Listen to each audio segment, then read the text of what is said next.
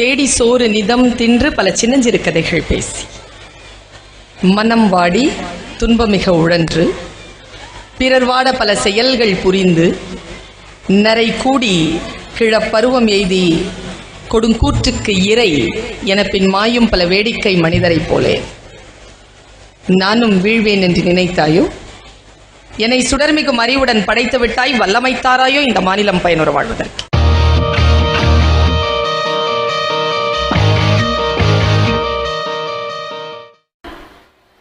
நான் சமீபத்துல மதுரையில ஒரு ப்ரோக்ராம் போயிருந்தேன். ப்ரோக்ராமுக்கு கூட்டிட்டு போறதுக்கு லேட் ஆகுது. எனக்கு இது லேட் ஆச்சுன்னா ஃபிளைட் லேட் ஆயிடும்ன்ற பயம். கூர்ந்து கவனிங்க, நான் இதை கடத்துறேன், எனக்கு எந்த நோக்கமும் கிடையாது.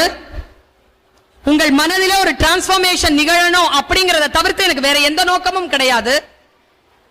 செல்ஃப் ரியலைசேஷன் வரணும்ங்கறத தவிர்த்து வேற எதுவுமே கிடையாது. A only person will help you is me அப்படின்னு சொல்றவர்கள் மத்தியில the only person under the sky will help you is you என்று பேசுபவன் நான். நீ மட்டும்தான் உனக்கு உதவி செய்ய முடியும், வேற யாரும் கிடையாது. அந்த லீடர்ஷிப் குவாலிட்டியை நீ வளர்த்துக்கணும் அப்படின்னா செல்ஃப் ரெஸ்பான்சிபிலிட்டி இருக்கணும். ரொம்ப தியானத்தோட இதை சொல்றேன் குழந்தைகளே, விளையாட்டா அப்படி கேட்டுக்கோ. இப்ப உனக்கு புரியலனாலும் இன்னும் சில பல ஆண்டுகளில் உனக்கு புரியலாம். எப்பவுமே எங்க உட்காரு தெரியுமா? எதேச்சையா தான் உட்காரு, அன்பிளான்டா தான் உட்காரு. ஆனா எங்க உட்காருனா உன்னுடைய வாழ்க்கையில் என்டர்டெயின்மெண்ட் ஃபேக்டர் குறைந்து உனக்கு நிறைய இன்ஃபர்மேஷன் வந்து சேரக்கூடிய ஃபேக்டர் மத்தியில போய் உட்கார். பல நேரங்களில் நாம டைம் பாஸ் பண்றோம். என்ன கேட்டா டைம் பாஸ் அப்படிங்கறத கெட்ட வார்த்தை. You cannot pass the time, it will pass. போயிரும், இப்படி போயிரும். லேட் ஆகுதுங்க. ரொம்ப டென்ஷனா உட்கார்ந்து இருந்த பொழுது நான் ஒரு வேலை செய்ய மாட்டேன். டென்ஷனா இருக்கும் போது இதை பார்க்க மாட்டேன். ஏன்னா இது அதிகமா இன்னும் டென்ஷனை ஏற்படுத்தும். உங்களுக்கு தெரியுமா நம்ம குடும்பங்கள் எப்படின்னு எனக்கு தெரியாது. முஸ்லிம் குடும்பங்களில் இங்கெல்லாம் எப்படி இருக்குன்னு தெரியாது. சென்னைலாம் ரொம்ப அதிகமா முன்னால போயிட்டு இருக்கு. இந்த போன் இருக்குல்ல, இது போதும் நம்ம வாழ்க்கையை சூறையாட. இன்றைய குழந்தைகள் கையில் அது நாச வேலைகளை செய்து கொண்டிருக்கிறது. பெற்றோர்கள் கவனத்திற்கு. இந்த கல்யாணத்துக்கெல்லாம் எல்லாரும் வந்து பொருத்தம் பார்ப்பாங்க, பெரியவங்க எல்லாம் கூப்பிட்டு எல்லாம் பேசுவாங்க. அப்படிலாம் ஒன்றும் செய்யாதீங்க. அந்த பையனுடைய மொபைலை எடுத்து இந்த பொண்ணு கிட்ட ஒரு 3 நாள் கொடுத்து வைங்க. இந்த பொண்ணுடைய மொபைல் எடுத்து அந்த ஆள் கிட்ட ஒரு 3 நாள் கொடுத்து வைங்க. 2 பேருக்கும் சரியாயிடுச்சுன்னா நிக்கா முடிச்சிடலாம். அவ்வளவு மறைவு, அவ்வளவு ஒளிவு. முதல்ல போன் வந்ததுன்னா, வீட்டுல போன் வந்ததுன்னா எல்லாரும் வீட்டுக்குள்ள போவாங்க போன் எடுக்க. இப்ப போன் வந்ததுன்னா எல்லாரும் வெளியேறாங்க வீட்டை விட்டு. வீட்டை விட்டு தெரிச்சு ஓடுறான். அப்படி என்ன இருக்கு அதுல? நான் போனை தொட மாட்டேன், டிவி பார்த்துட்டேன். கால நேரத்தில் சில ஆன்மீக விஷயங்கள் பார்ப்பேன். irrespective of any religion, I see the spiritual matters. ஏதோ ஒரு விஷயம் கேட்கும், சொல்லுவாங்க, கேட்பேன். நல்ல விஷயங்கள் ஏதாவது இருந்தா எடுத்துக்குவேன். ஒரு அனிமேஷன் பிலிம் வந்ததுங்க. என் வாழ்க்கையை மாற்றிய ஒரு விஷயம். 3 நிமிஷம் தான். உள்ளன்போடு கடத்திட்டு போயிடுறேன். டீச்சர் இல்லையா, அதனால ரெட் பென் கையில வச்சுக்கிறேன். சில டைம்ல அடிக்கோடு போடுவேன். நம்ம திருத்தும் போது அடிக்கோடு போடுவோம்லப்பா, அடிக்கோடு போடுவோம்ல, அப்படி அடிக்கோடு போடும். என்னுடைய வார்த்தைகளை கவனமாக கேட்டுக்கொள். அடிக்கோடு போடுகின்ற பொழுது மட்டும் கொஞ்சம் கூடுதலா கான்சென்ட்ரேஷன்ல பார். ஒரு 8 வயது சிறுவன் இருந்தான். 8 வயது அடிக்கோடு, 8 years. அவன் ஆடு மேய்ப்பவனாக இருந்தான். அடிக்கோடு. அவன் பெரிய வேலை இல்ல, ஆடு மேய்க்கிறது. சொல்லுவாங்களே, திட்டுவாங்களே, நீ ஆடு வைக்கதான் லாய்க்குன்னு, அந்த வேலை. அடிக்கோடு. அவன்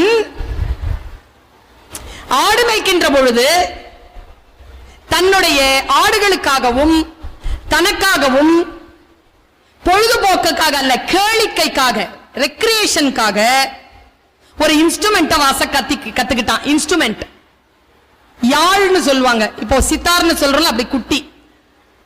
யாழ் வாசிக்க கற்றுக்கொண்டான். எல்லாரும் புல்லாங்குழல் தான் வாசிப்பாங்க, அவன் யாழ் வாசிக்க கத்து கொடுத்தான்.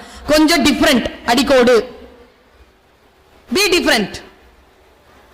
ஒரு நாள் அவன் எதேச்சையா அடிக்கோடு, எதேச்சையானா இங்கிலீஷ்ல கேஷுவலா, not expected, unexpectedly he was playing his guitar. Guitar வந்து வாசிக்கிட்டே இருக்கிறான். வாசிட்டே இருக்கும்போது மறுபடியும் அடிக்கோடு, அன்எக்ஸ்பெக்டட்லி அந்த காட்டுல ஒரு ராஜா வேட்டையாட வந்தான். நல்லா தெரிஞ்சுக்க, நான் பல மேடைகள்ல பேசியிருக்கேன். அன்எக்ஸ்பெக்டடா என்னுடைய பேச்ச தாஹா கேட்டாரு. அன்எக்ஸ்பெக்டடா என்னுடைய பேச்ச தாவூத் சார் கேட்டாரு. எனக்கு ஒரு வாய்ப்பு கிடைச்சது. பிளான்டே கிடையாது. நீ சரியாக வேலை செய்கின்ற பொழுது, அன்பிளான்டா வேலை செய்கின்ற பொழுது, அன்கண்டிஷனலா வேலை செய்கின்ற பொழுது, கண்டிஷன்டா சில விஷயங்கள் இயற்கை உன் காலில் கொண்டு வந்து போடும். மிக முக்கியமான கருத்து. அவன் சும்மா வாசிட்டு இருக்கிறாங்க. அந்த பக்கமா போன ராஜாவுக்கு அதை பார்த்து ரொம்ப மனசு சந்தோஷமாச்சு. கூட இருந்த மந்திரி கிட்ட கேட்டான், யார் அது? பார்த்துட்டு வரேன் அரசே. பார்த்துட்டு வந்தான். அவன் ஆடு மேய்க்கிற பையன், அவங்க அப்பா அங்கதான் இருக்கிறாரு. அவன் 8வது புள்ள போல இருக்கு. 7 அண்ணன்மார்கள் இருக்காங்க. இவன் தான் ஆடு மேய்க்கிறான் போல இருக்கு. சரி, எனக்கு ரொம்ப தலைவலிக்குது, அவனை போய் கூட்டு வா, அவன் எனக்கு ரெக்ரியேஷன் பண்ணட்டும், அவன் என் அவையில வாசிக்கட்டும். பாரு, விளையாட்டா யாழ் வாசிக்க கத்துக்கிட்டவனுக்கு அரண்மனையில் வாசிக்கும் வாய்ப்பு. காட்டுல ஆட்டுக்கு முன்னால வாசிச்சவன் ராஜாவுக்கு முன்னால வாசி வாய்ப்பு கிடைக்கல, ஆட்டுக்கு முன்னால வாசி வாய்ப்பு கிடைச்சது. நேரா என்ன பண்றான், வந்து வாசிச்சுட்டே இருக்கிறான். இப்ப கதை சூடு பிடிக்குதுங்க. அந்த ராஜாவுக்கு ஒருத்தன் வந்து செய்தி சொல்றான், நம்முடைய நாட்டை பகைவர்கள் சூழ்ந்து கொண்டார்கள், படை போதவில்லை. உடனே இந்த வாசிக்கிற பையன் நிறுத்துறான். உடனே அந்த ராஜா சொல்றான், நீ வாசி. அவன் வாசிக்கிட்டே இருக்கிறான். பயத்திலையும் அழகா வாசிக்கிறான், அடிக்கோடு கரெக்டா வாசிக்கிறான். வாசிச்ச உடனே ராஜா சொல்றாரு, ஒன்னும் பிரச்சனை இல்ல, சாந்தமாயிடுறார் ராஜா. அந்த இசையில ஒன்னும் பிரச்சனை இல்ல, நீ என்ன பண்ணு, ஊருக்கு போய் தண்டோரா போட்டு எந்தெந்த வீட்டுல ஆட்கள் இருக்காங்களோ எல்லாரையும் போட்டு கூப்பிடு. இந்த வாசிக்கிறவனுக்கு திடீர்னு ஆச்சு. ஏன்னா இவன் வீட்டுல 7 அண்ணனுங்க இருக்கிறானுங்க. சாயந்தரம் 5 மணி வரைக்கும் வாசிச்சான். அப்புறமா ராஜா கிட்ட கேட்டான், நான் போட்டுமா ராஜா? சரி சரி போ அப்படின்னார்.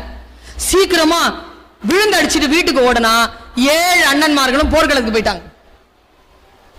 அப்பாட்ட கேக்குறான், நல்லா தெரிஞ்சு வச்சுக்க, அப்பாட்ட கேக்குறான், அப்பா நான் போர்க்களத்துக்கு போவா?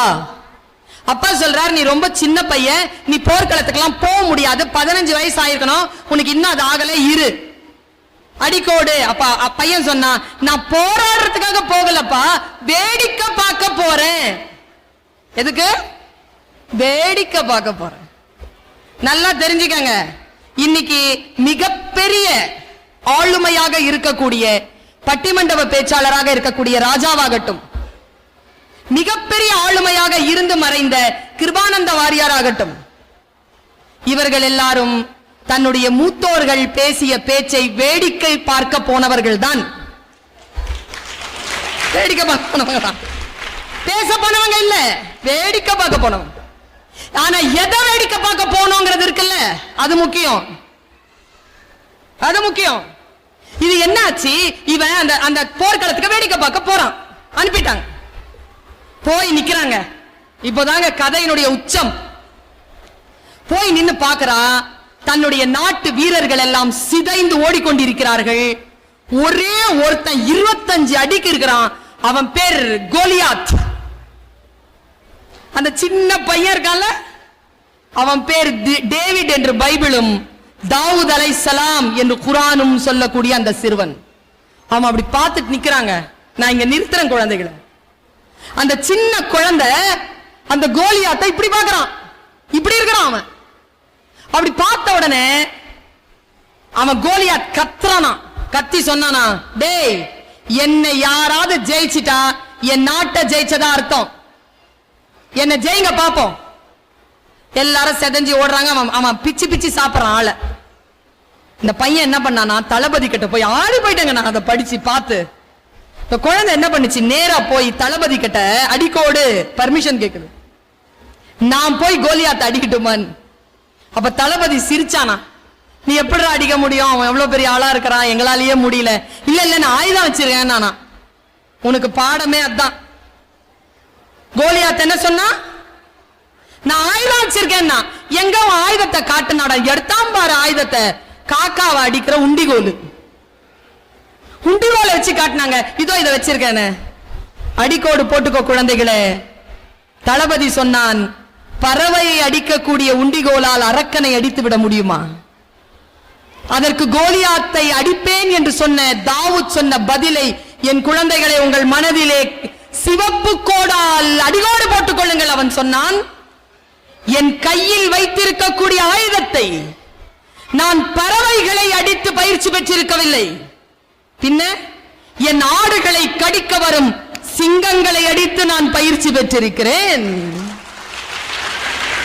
நான் சிங்கங்களை அடித்து பயிற்சி பெற்றிருக்கிறேன். நான் பாருங்க, அவள சரி போனான்.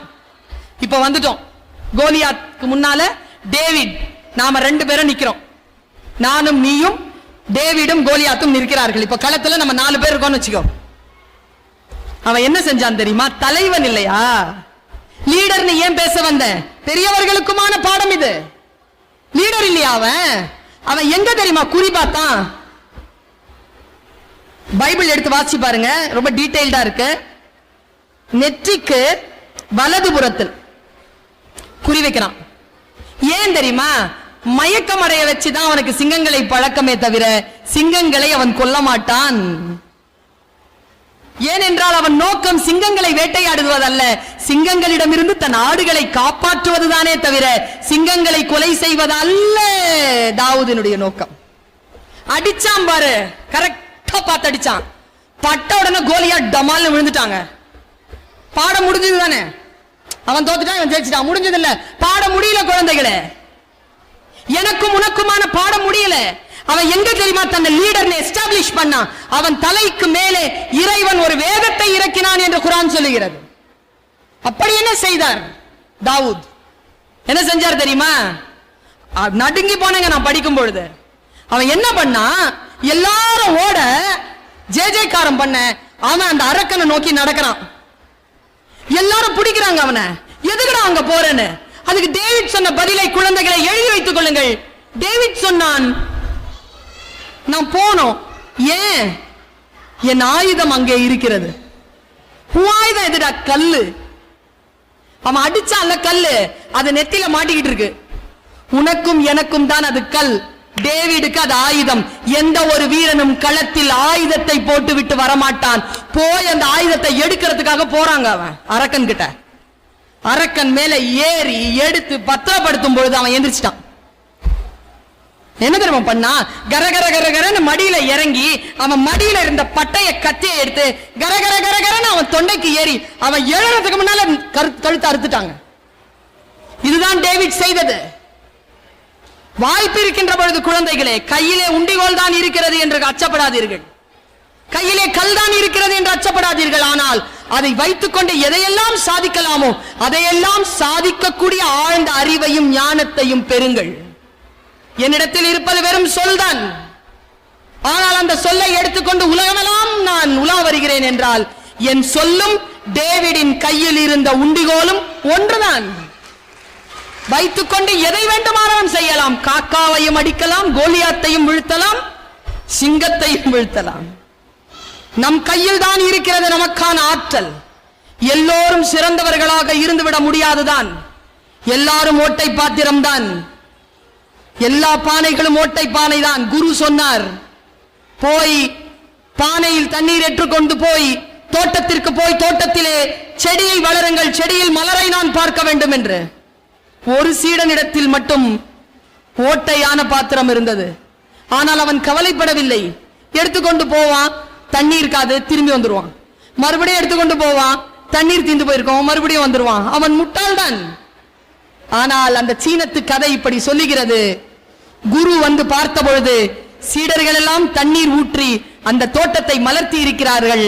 ஆனால் ஓட்டை பாத்திரம் கொண்ட அந்த ஒரு சீடன் தான் நடந்து வந்த பாதையெல்லாம் பூக்களை மலர்த்தி இருந்தான் என்று அந்த கதை முடிகிறது. ஓட்டை பாத்திரமாக இருந்தாலும் பாதையெல்லாம் பூக்கள் மலரக்கூடிய வாய்ப்பை வல்ல இறைவன் உங்களுக்கு தருவான். அதனால் முழுமையோ குறையோ அது ஒரு கருத்து அல்ல. நம்மிடத்தில் இருக்கக்கூடியதை முழுமையாக பயன்படுத்தக்கூடிய அந்த தௌஃபீக், அந்த ஆற்றல், அந்த ஆசீர்வாதம் வல்ல இறைவனால் உங்களுக்கு கிடைக்க வேண்டும், எனக்கும் கிடைக்க வேண்டும் என்று நான் பிரார்த்திக்கிறேன். சிகரம் தொடுவது என்பது யாரோ ஒருவன் தொட்ட சிகரத்தை தொடுவதல்ல, நம் உயரத்தின் எல்லையை தொடுவதுதான் சிகரம் தொடுவது. குழந்தைகளே, அடுத்த முறை நான் உங்களை சந்திக்கின்ற பொழுது நீங்கள் உங்கள் சிகரத்தையும் நான் என் சிகரத்தையும் தொட்டுக்கொள்ளக்கூடிய அந்த வாய்ப்பு வல்ல இறைவனால் மீண்டும் நிகழ வேண்டும் என்கின்ற பிரார்த்தனையோடு உங்கள் அனைவரையும் வாழ்த்தி வேண்டி விடை பெறுகிறேன்.